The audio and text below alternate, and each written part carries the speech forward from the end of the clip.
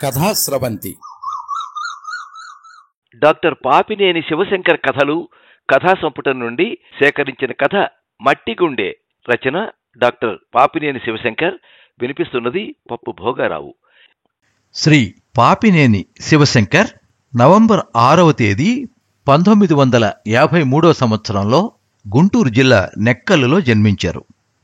కవిత, కథ, సాహిత్య విమర్శ ఈ 3 ప్రక్రియల్లోనూ రచనలు చేసే శివశంకర్ కవిత ఓ కవిత, రైతు కవిత, విస్తృత కథ, వార్షిక కవితా సంకలనాలకు ప్రధాన సంపాదకులు.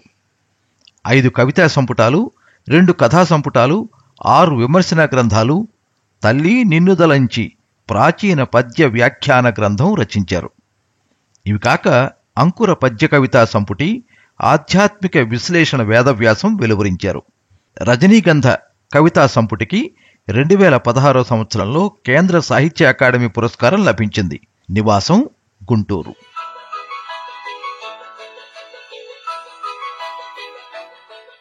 కదిలే హృదయం ఉన్నవాడు కన్నతల్లిని మరిచిపోడు. మా ఊరు నా కన్నతల్లి. నాకు హృదయం ఉందో లేదో 12 ఏళ్ల పాటు మరిచిపోయాను. నగరం పునాదుల కింద కాంక్రీట్ అరణ్యంలో నన్ను నేను పారేసుకున్నాను. అయినా మా ఊరితో నా సంబంధం తెగిపోలేదు. ఆ రోజు నగరం రణగొణధ్వనుల మధ్య, ధూళి మేఘాల మధ్య శ్రీమతి అంది, 2 ఏళ్ల నుంచి మన పొలం కౌలు రావడం లేదు కదా, మీకు చీమ కుట్టినట్టేనా ఏదేమిటండి? ఒక్కసారిగా మా తాతతండ్రులు సంపాదించిన పొలం, పచ్చని ఊరు గుర్తుకొచ్చాయి. అప్పుడు బయలుదేరాను 50 మైళ్ళ దూరంలో ఉన్న మా ఊరుని కలుసుకోవడానికి. 2 బస్సులు మారి కాలినడకన మా ఊరు పోదామనుకుంటూ ఉండగానే మూలపాడు బస్సు కనిపించింది. అప్పటిదాకా మా ఊరికి రోడ్డు పడ్డ సంగతి నాకు తెలియదు. ఒకప్పుడు కాలినడకతో వాగులు, వంకలు, డొంకలు దాటుతూ రోడ్డు చేరి పట్నం పోయేవాళ్ళం. కంకర రోడ్డు. బస్సు ఆగినప్పుడల్లా ఎర్రటి దుమ్ము మబ్బులా కమ్మేస్తోంది. గతుకులు, కుదుపుల మధ్య, మొలక పైర్ల పొలాల మధ్యగా గంటసేపటికి బస్సు మా ఊరి చేరింది. రచ్చబండ దగ్గర 4-5 పెద్దవాళ్లు గుర్తుపట్టి పలకరించారు. వాళ్ళకి నా ఉద్యోగం సంగతులు, కుటుంబం సంగతులు చెప్పి బుచ్చిరామయ్య ఇంటికి వెళ్ళాను నేరుగా. ఇల్లు మారిపోయింది. 2 భాగాలైంది. ఎదురుగా గుమ్మంలో ఎవరో యువతి బియ్యం ఏరుతోంది. మావయ్య లేడా? వెనకటి వరుస గుర్తు తెచ్చుకుంటూ అడిగాను. లేడు అంటూ ఆమె నా వంక ఎగాదిగా చూసింది. మరుక్షణం గుర్తుపట్టి నవ్వింది. నేను అప్పుడే పోల్చుకున్నాను, బుచ్చిరామయ్య కూతురు సీత అని. నిలబడ్డామే, లోనికి రా అంటూ గబగబా మంచం పాల్చింది. లోనికి వెళ్ళి కాస్త శుభ్రంగా ఉన్న దుప్పటి తెచ్చి వేసింది. కాళ్ళకి నీళ్ళిచ్చింది. అప్పటిదాకా నేను ఆశ్చర్యం నుంచి తేరుకోలేదు. ఒకప్పుడు సీత నా భార్య కావాల్సింది. మళ్ళీ ఇలా హఠాత్తుగా కనిపిస్తుంది అనుకోలేదు. ఆ అందమంతా ఏమైపోయింది? అంత కళావిహీనంగా మొహాన బొట్టు కూడా లేకుండా ఎందుకుంది? నేను కాళ్ళు కడుక్కుని బెరుగ్గా మంచం మీద కూర్చున్నాను. మావయ్య ఎక్కడికి వెళ్ళాడు? ఇప్పుడే పొలం వెళ్ళాడు, వస్తాళ్లే. బాగున్నావా? ఎంతమంది పిల్లలు? చెప్పాను. ఇంకేమో సంగతులు అడుగుతోంది. నెమ్మదిగా జవాబులిస్తున్నా. మధ్యలో లోపలికి వెళ్ళి పొయ్యి రాజేసి వచ్చింది. ఏవో ప్రశ్నలు మనస్సును తొలుస్తున్నాయి. ఒక్కటి అడగలేకపోయాను. గ్లాసులో కాఫీ తెచ్చింది. చేతులు గరుకు తేరి ఉన్నాయి. మేమెప్పుడన్నా గుర్తొస్తామా? బాగా మారిపోయావు అంది మాటల మధ్య. నవ్వాను. నిజానికి సీతను దాదాపు మర్చిపోయాను.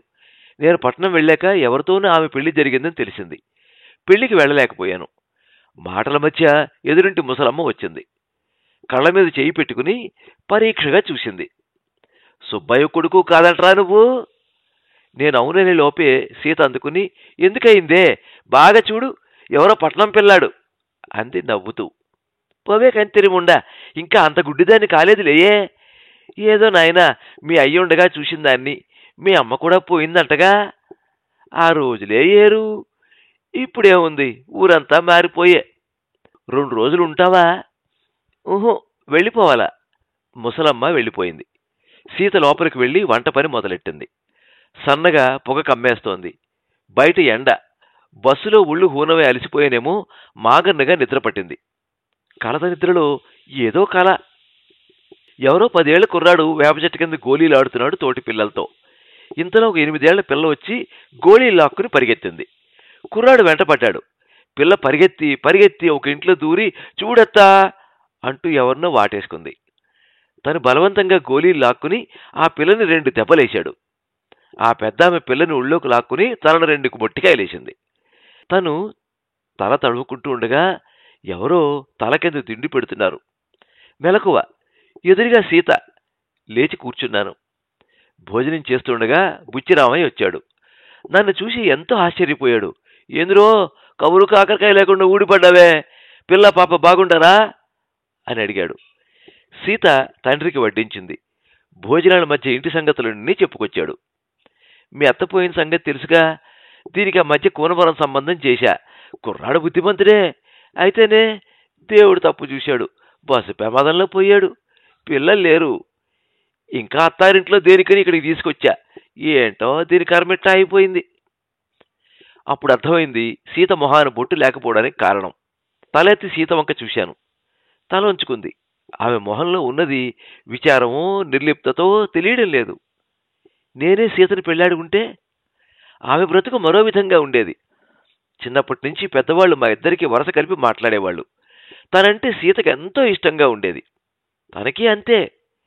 అయితే పై చదువులకు వెళ్ళినప్పటి నుంచి ఇద్దరి మధ్య చనువు తగ్గింది. చితికిపోయిన బుచ్చిరామయ్య కూతుర్ని ఉద్యోగస్తులు కాబోయే తనకు ముడిపెట్టడానికి అమ్మా నాన్న ఒప్పుకోలేదు. తను పట్టుపట్టలేదు. అప్పుడు తన ఆలోచనలన్నీ ఎక్కడెక్కడో మబ్బుల్లో ఉండేవి. తనకి పెళ్ళైనప్పుడు సీత 3 రోజులు భోజనం ముట్టుకోలేదని విన్నాడు. ఆమెను పెళ్లి చేసుకున్నందువల్ల నేను కోల్పోయిందేమిటి, పొందిందేమిటి? సీత భర్త బతికే ఉంటే నాకు ఈ విచారం ఉండకపోను. ఆలోచనలు మళ్లించి అడిగాను, కిష్టాయి కనిపించలేదే? బుచ్చిరామయ్య నవ్వాడు. వాడా, ఇదిగో ఇదొచ్చిన దగ్గర నుంచి ఆడబిడ్డకి దీనికి సరిపట్టం లేదు. ఏరే కాపురం పెట్టాడు. ఆ గోడ అందుకే అంటూ ఇంటి మధ్య గోడ చూపించాడు. నాకేమనటానికి తోచలేదు. ఒక్కడే కొడుకైనా కలిసి ఉండే ప్రాప్తం లేకపోయింది. కాసేపు పడుకో, ఆనిక్క పొలం కేసి వెళ్దాం అని కొట్లం కేసి వెళ్ళాడు. నేను పడుకోలేదు. ఏమీ తోచకుండా ఉంది. సీతతో మాట్లాడదామన్నా లోపలేదో పట్టేసినట్టుంది. సీత ఎక్కడవో పాత పత్రికలు, అట్టలు చిరిగిపోయినూ పట్టుకొచ్చింది. వాటిని తిరగేస్తూ ఉండిపోయాను. చూస్తుండగానే పొద్దు వాటారింది.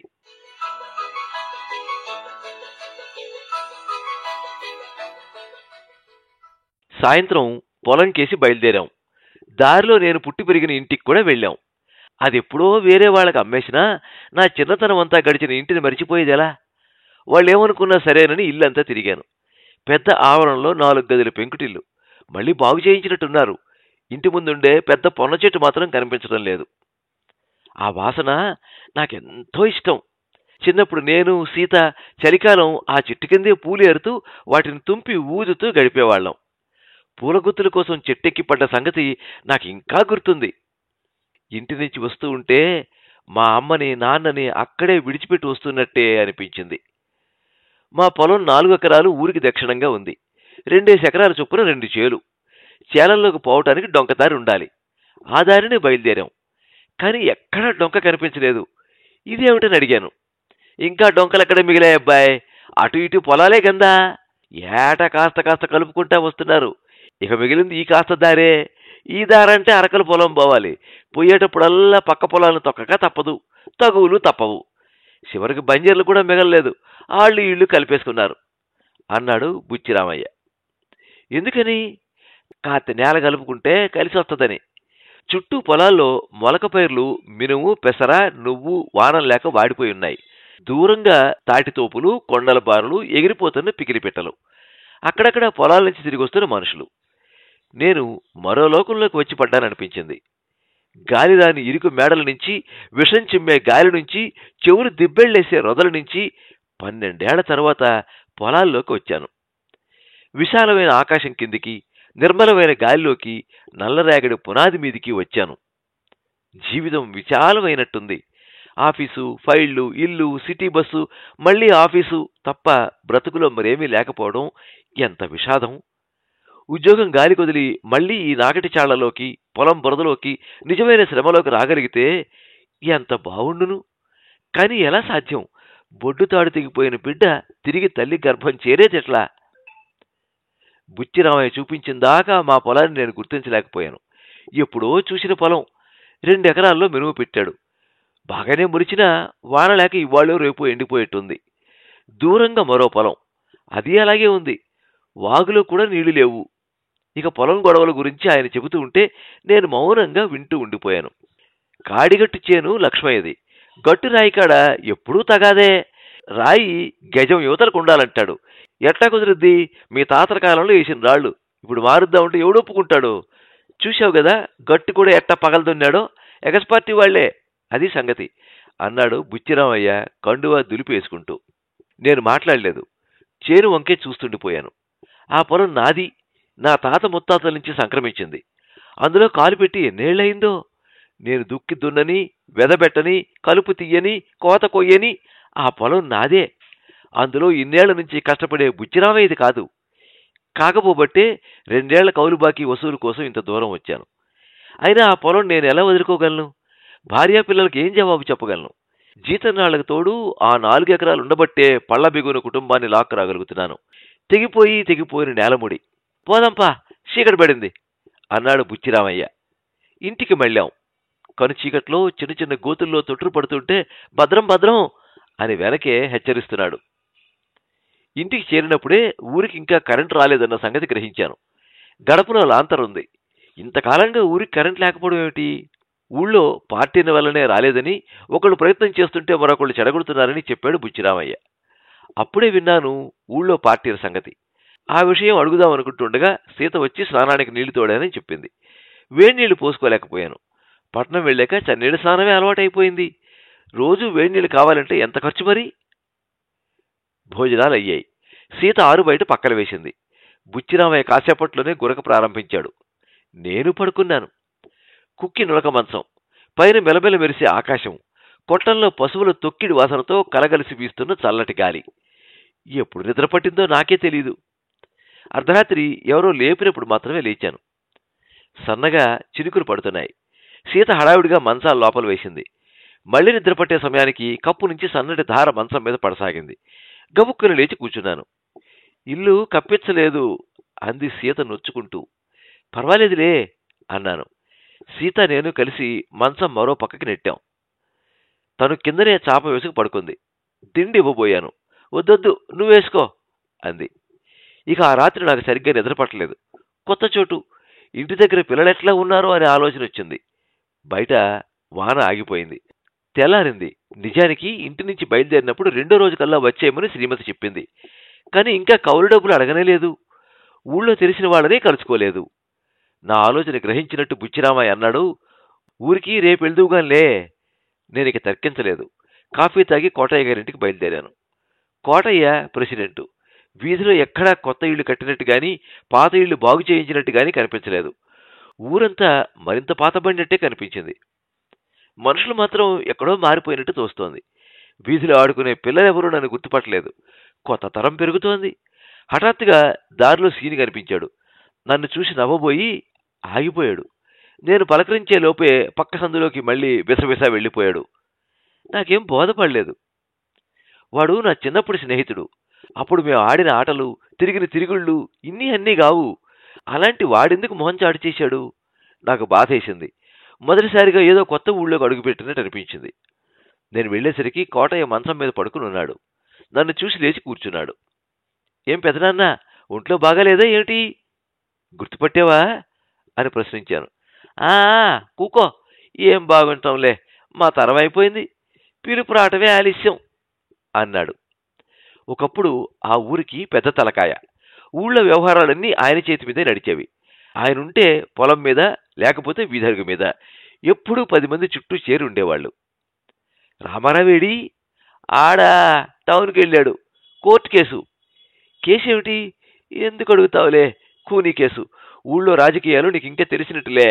నీ చిన్నప్పుడు ఊళ్ళో పార్టీలనే మాట విన్నావా? ఇప్పుడు 2 పార్టీలు. మన కులం అంతా ఒక పార్టీ, పడమటి వీధంతా ఒకటి. ఎలక్షన్లు రావడమే ఆలస్యం. తన్నులాటలు, పొడుచుకోవటాలు, ఏవీ లేకపోతే కాడిగట్టు తగాదాలు. అబ్బాయి, ఊరు నడిమెద్దికి చీలిపోయింది. ఇంత తొందరగా మా ఊరు ఎట్టా మారిపోయిందో నాకు అర్థం కాలేదు. నేనెప్పుడు మా ఊళ్ళో పార్టీలు చూడలేదు. ఎలక్షన్లు లేవు, కులకక్షలు లేవు. నలుగురు కలిసి ఎవరో ఒకరిని ప్రెసిడెంట్ అనుకునేవాళ్ళు. మళ్ళీ ఆయనే అందుకున్నాడు. మొన్న ఎన్నికల రోజు కొట్లాట జరిగింది. సుబ్బయ్య పార్టీ వాళ్ళు కొంతమందిని ఓట్లు లేకుండా బలవంతాన్ని ఆపారట. దాని మీద మా రాముడు జనాన్ని పోగేసి వాళ్ళ మీదకి వెళ్ళాడు. 10 మందికి బరిసిపోట్లు తగిలినాయి. వెంకయ్య కొడుకు చచ్చిపోయాడు. కేసు పెట్టారు. పోలీసులు వచ్చి ఈయన్ని పట్టుకుపోయారు. కనా కష్టం మీద ఇడిపించాం. డబ్బు చెల్లినా కేసు మాఫీ అయ్యేట్లేదు. ఈడు మూలన ఇంట్లో కూడు నీళ్లు లేవు. ఒరే చిన్నాడా, వానలు లేకో వరదలు లేకో మహమ్మారి వచ్చో పోలేరమ్మకి బలుడు చేశాం గాని మనుషులందరూ కూడా ఇప్పుడే చూస్తున్నాను రా. ఊళ్ళో నెత్తురు వారబోతున్నారు అని పై పంచితో మొహం తుడుచుకున్నాడు. నాకు అప్పుడు అర్థమైంది సీను నన్ను ఎందుకు పలకరించలేదో. వాడు నా చుట్టాలకి వ్యతిరేక వర్గంలో ఉన్నాడు. మరి మీరంతా ఏం చేస్తున్నారు పెదనాన్న? ఏమీ చెయ్యేది కాకనే ఇట్టా ఉన్నాం. పెద్దవాళ్ళ మాట వినేవాడెవడు? మావాడు నా మాట వింటున్నాడా? ఊళ్ళో వాళ్ళు వినటానికి తరం మారిపోయింది. జనం తన్నుకు సావటానికి ఎలక్షన్లు పార్టీలు వచ్చినాయి. తాగి సావటానికి సారా కొట్లు వచ్చినాయి. సినిమాలు సీట్లాటలు వచ్చినాయి. మనుషులకి బుద్ధే రాలేదు. నీకు చెప్పేపట్టి వాడిని కాదు కానీ పెదనాన్న, నీలాంటి పెద్ద తలకాయలు మనకెందుకని వదిలేస్తే ఊరు దారికి వచ్చేది ఎక్కడా? ఊళ్ళో కరెంట్ లేదు, లైబ్రరీ లేదు, సరైన రోడ్డు లేదు. నలుగురు పెద్దాళ్ళు పూనుకుంటే కొంతలో కొంత మేలు జరుగుతుంది కదా అన్నాను. ఆయన పెద్దగా నవ్వాడు. ఊరే ఎర్రి నాగన్నా, ఊళ్ళో జనం ఇదే సరైన దారి అనుకుంటాంటే ఇంక దారిగా తెచ్చేదేంది? మా హయాంలో నాలంటూడు ఏది చెబితే అది ఊరంతకి ఏదవాక్కు. 2 రోళ్ళు 10 అంటే 10. అన్యాయం చేసినా అరాచకం చేసినా ఎవడో ఊరికొక్కడే ఉండేవాడు. ఇప్పుడు ఏమైంది? ఎవడికి వాడే రాజు. రైతు మాట కూలి ఎనడు, తండ్రి మాట కొడుకు ఎనడు. అంతా అరాజకమే. తన తరంలో మనిషిని కలిపి ఉంచిన సూత్రం ఏమిటో అదెందుకు తెగిపోయిందో ఆయన ఎరగడు. ఆ సూత్రం తిరిగి సంధించడం ఎలాగో నేను ఎరగను. అది సరే గాని నువ్వు అంటూ ఏదో అడగబోయి అలాగే ఆగిపోయాడు. వీధి గుమ్మంలోంచి ఒక నడికార మనిషి రొప్పుతూ వచ్చి పడ్డాడు. ఓ మామా, మన కామయ్య వామికి ఎవరో నిప్పు పెట్టారు. ఊరి మీద పడుద్దో ఏందో, నువ్వు రావాలా, మన వాళ్ళంతా కడవలు తీసుకెళ్లారు అని చెప్పి ఒక్క మాటలో నన్ను పలకరించి ఒక్క పరుగులో గడప దాటాడు. నేను నిశ్చేష్టున్నయ్యాను. పెద్ద ఆయన తేరుకుని, చూశావుగా చిన్నాడా, పద ఈ వైనము చూద్దుగాని అని పైపంచి నడుంకి కట్టి ఉన్న పడంగా బయలుదేరాడు. నేను వెంట నడిచాను. ఊరికి ఆనుకుని పడమటి వైపు కొన్ని వాములున్నాయి. కామయ్య గారి పెద్దవామి భగభగ మండుతోంది. ఏ కిరసనాయలో పోస్తే తప్ప రాత్రి చినుకులకి దమ్ముకున్న వామి అంత తేలిగ్గా తగలబడదు. గాలి బాగా తోలుతోంది. ఊరి జనంలో సగం మంది అక్కడే ఉన్నారు. చేంతాళ్ళు, కడవలు, బిందెలు, బావులోంచి నీళ్లు తేవడాలు, అరుపులు, అంత గందరగోళం. పెద్ద ఆయన వాళ్ళని వీళ్ళని పురమాయిస్తున్నాడు. బుచ్చిరామయ్య కూడా వాళ్లలో ఉన్నాడు. మంట వేడికి ఎవరూ వామి దగ్గరికి చేరలేక దూరం నుంచే నీళ్లు విసురుతున్నారు. చెరుకు లాభం లేక పక్క వాములకి నిప్పంటకుండా వాటి మీద కడవలతో నీళ్లు జల్లుతున్నారు. చూస్తుండగానే కామయ్య వామి మొత్తం తగలబడిపోయింది. అంతెత్తున బూడిద మిగిలింది. మసి తుప్పలు తుప్పలుగా గాలికి ఎగురుతోంది. మసి వాసన, తడిచిన చెత్త వాసన కలిసి ఏదో విచిత్రమైన వాసన వస్తోంది. వామి దగ్గర కామయ్య తలపట్టు కూర్చున్నాడు. జనం చుట్టూరా గుంపులు గుంపులుగా చేరారు. వామికి నిప్పు పెట్టింది ఎవరో, దెబ్బకి దెబ్బ ఎట్లా తీయాలో ఆలోచనలు మొదలయ్యాయి. నాకు అక్కడ ఉండబుద్ధి కాలేదు. ఈ మనుషులు నా వాళ్ళు కాదు. ఆ నిప్పు ఆరేది కాదు. నేను మళ్ళీ వచ్చి బుచ్చిరామ ఇంటికి వెళ్ళేటప్పటికి సీత భోంచేయకుండా ఎదురు చూస్తోంది. ఇంతసేపు వేడికి పోయ్యా అడిగింది. వామికి నిప్పు పెట్టిన సంగతి చెప్పాను. ఆమె మొహంలో ఆశ్చర్యం లేదు. ఇది మామూలే, మన ఊళ్ళో, నీకే కొత్త అంది నిర్లిప్తంగా. సాయంత్రం ఊళ్ళో మరికొంతమందిని కలుసుకుందామని ముందర అనుకున్నా గానీ మనస్కరించలేదు. ఈ కక్షల్లో బయటికెళ్ళి ఎవరిని పలకరించేది? ఏవో పత్రికలు చూస్తూ గడిపాను. చీకటి పడినాక బుచ్చిరామ ఇంటికొచ్చాడు. అలసిపోయినట్టుంది మొహం. నాతో పెద్దగా మాట్లాడలేదు. బహుశా నేను డబ్బు కోసం వచ్చినందుకు చిన్నతనంగా ఉందేమో. రాత్రి భోజనాలకు కూర్చున్నాం. ఎక్కడి నుంచో జున్నుపాలు పట్టుకొచ్చింది సీత. ఎక్కడివి? గేది ఎనిందా అని అడిగాను. కాదు, శేషమ్మత్తింట్లో తీసుకొచ్చా నీకిష్టమని అంటూ మరీ మరీ వడ్డించింది. భోజనాలు అయిన తర్వాత గోరింటాకు పట్టుకొచ్చింది. ఏది, చెయ్యి చాపు. నేను మొహమాట పడ్డాను. ఇప్పుడో చిన్నతనంలో మేమిద్దరం గోరింటాకు కోసం పోటీ పడేవాళ్ళం. తెల్లారగానే చేతులు కడుక్కుని ఎవరి చెయ్యి ఎక్కువగా పండిందో పరీక్షించుకునేవాళ్ళం. ఒకసారి నాకంటే తనకెక్కువ పండిందని కక్షతో సీత చెయ్యి కొరికేశాను. కొన్ని జ్ఞాపకాలకి మరణం ఉండదు. నాకొద్దులే, ఇంకా గోరింటాకేమిటి అన్నాను. కానీ నువ్వు కాదంటే అది నొచ్చుకుంటది అన్నాడు బుచ్చిరామయ్య పొగాకు కాడ సబరతీస్తూ. నా చెయ్యి లాగి లాంతర్ వేగులో గోరింటాకు పెట్టింది సీత. ఇంటి పనితో గట్టిపడ్డ సీత చేతిలో నా చెయ్యి. వింత కొత్త స్పర్శ. మన్నాడు పొద్దునే నేను బయలుదేరాలి. వచ్చిన సంగతి ఇప్పుడైనా ప్రస్తావిస్తే మంచిదనుకున్నాను. కానీ చూస్తూ చూస్తూ డబ్బు సంగతి అడగలేకపోయాను. పొలం చాకిరీ చేసి చేసి కాయబారిన బుచ్చిరామయ్య నల్లటి మొహం, దరిద్రం ఓడే ఇల్లు, పాత చీరలో కాంతిహీనంగా ఉన్న సీత. ఇదంతా అద్దం మీద పెసరగింజలా కనిపిస్తూనే ఉంది.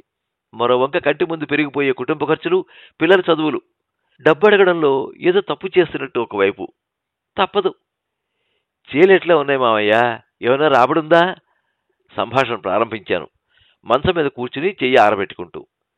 బుచ్చిరామయ్య నిశ్శబ్దంగా చుట్ట వెలిగించాడు. ఏం చెప్పమంటావబ్బాయ్, ఏ ఏటికి ఆ ఏడు చేతికి అందింది నోటికి అంతడం లేదు. శాకిరి తప్ప మిగిలేది కనబట్టల్లా. ముందరేడే చేలు కాస్త బాగా పండినయ్యి. ఏం లాభం? కింటాలు పత్తికి 1000 రేటు వస్తే రైతుకి మిగిలేది ఏంది? కౌలే గట్టాలో బ్యాంకు బాకీ తీరవాలో తెలియదు. కల్తీ ఇత్తనాలు కొంటాం, కల్తీ ఎరువులు, కల్తీ మందులు వేస్తాం. మందులేసినా పురుగు సావదు, పంట పండినా రేటు రాదు. అప్పుడు దాకా మార్కెట్లో మంచి రేటు ఉంటుంది, పంట చేతికి రాగానే తగ్గిపోద్ది. ఏందో చిత్రం, ఎక్కడ ఎప్పుడు పండించని దానికి రేటు ఉంటుంది. మనసుచేడు ఇది కాదని ఆ పైర్లేస్తాం, దానికి మళ్ళీ రేటు ఉండదు. ఎవరిని అడగాలి? మా కర్మను తిట్టుకుంటూ మళ్ళీ పెట్టుబడి కోసం అప్పుకు పరిగెత్తుతాం. పోయినేడు బాగా పండుద్ది అనుకుంటే తుఫాను వచ్చి మొత్తం నాశనమైంది. ఈ ఏడు సొత్తన్నావుగా, వానలు లేవు. బుచ్చిరామయ్య ఎక్కడో చూస్తూ మాట్లాడుతున్నాడు. ఆయన మాటల్లో అబద్ధం లేదని తెలుస్తోంది. రైతు పంట దిక్కుమాలిన ధరలకు అమ్ముడుపోయి ఏ పట్టణాల్లో మేడలుగా, మిల్లులుగా, హోటళ్లుగా, అవినీతిగా ఎలా అంచెలంచెలుగా మారుతోందో పల్లెల్లో పుట్టి పట్టణంలో పెరుగుతున్న వాడిని నాకు కొంతైనా తెలుసు. కానీ ఎవరికి తెలియాలో వాళ్లకే తమకు జరిగే అన్యాయం తెలియకపోవడం విచిత్రం. బుచ్చిరామయ్య మళ్ళీ అందుకున్నాడు. అబ్బాయి, నేను ఎరిగినంతలో మన ఊళ్ళో పొలం మీద సంపాదించి మేడగట్టిన రైతు లేడు. పొలం పుట్ర అమ్ముకుని దేశాల పాలైన వాళ్ళు ఇదిగో ఇంతమంది ఉండారు. అప్పు లేని రైతు లేడు. ఇవాళ ఈ ఇంటి మీద 10 ఏళ్ల బాకీ ఉంది, నీకు ఇయ్యాల్సిన కౌలుగాక. నేలను నమ్ముకున్న వాళ్ళం, మా బతుకులు ఇంతే. ఆయన నా బాకీ చెల్లించలేడనే విషయం కన్నా ఆయన కుటుంబ పరిస్థితే నన్ను ఎక్కువగా బాధించింది. సాయంత్రం ఎవరో ఇంటికి రావడం, సీత అతన్ని పక్కకు పిలిచి చిన్నగా మాట్లాడడం గుర్తొచ్చింది. అతను కోమటి దాసయ్య కొడుకు.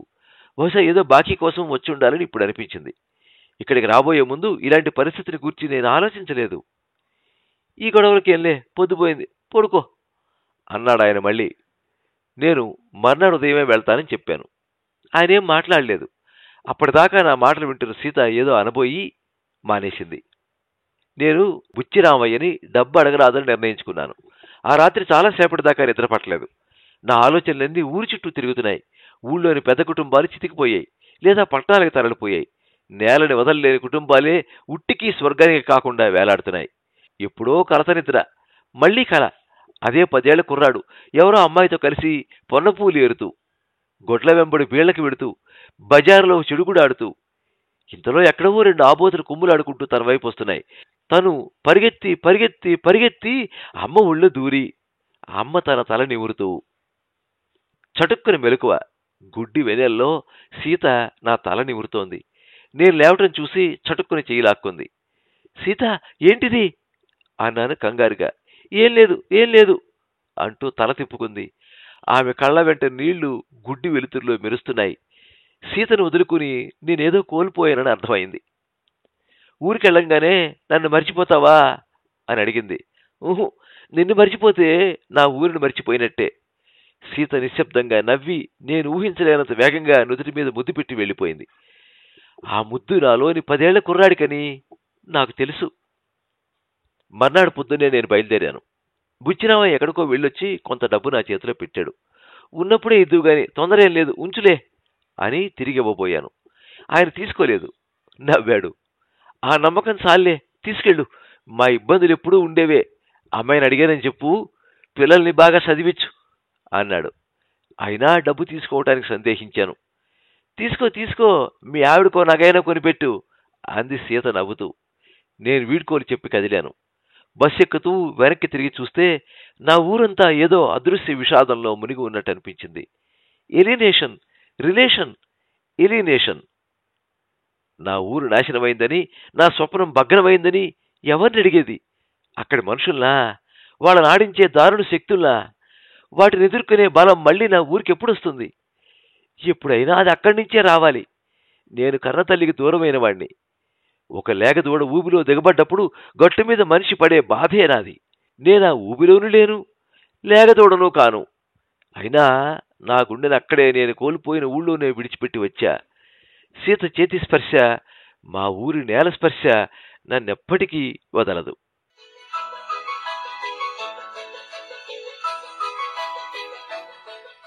మీరింతవరకు మట్టి గుండె కథ విన్నారు. రచన డాక్టర్ పాపినేని శివశంకర్, వినిపించినది పప్పు భోగారావు. ఈ కథ 1987 సంవత్సరం డిసెంబర్ 23వ తేదీ ఆంధ్రప్రభ వారపత్రికలో ప్రచురించబడింది. భూమి సంకలనం 1991, బంగారు కథల సంకలనం 2001లో చోటు చేసుకుంది. ఈ వీడియోని లైక్ చేయండి, మీ మిత్రులందరికీ షేర్ చేయండి. ఇలాంటి మరిన్ని మంచి కథలు వినిపించడానికి ఈ ఛానల్ని సబ్స్క్రైబ్ చేసుకోండి. పక్కనే ఉండే బెల్ ఐకాన్ని క్లిక్ చేస్తే ఇలా అప్లోడ్ చేసే వీడియోల వివరాలన్నీ కూడా మీకు ఎప్పటికప్పుడు నోటిఫికేషన్ ద్వారా తెలుస్తాయి. ఎప్పుడు మీ అభిమానాన్ని కోరుకునే పప్పు భోగారావు. సర్వే జనాః సుఖినో భవంతు. కథా స్రవంతి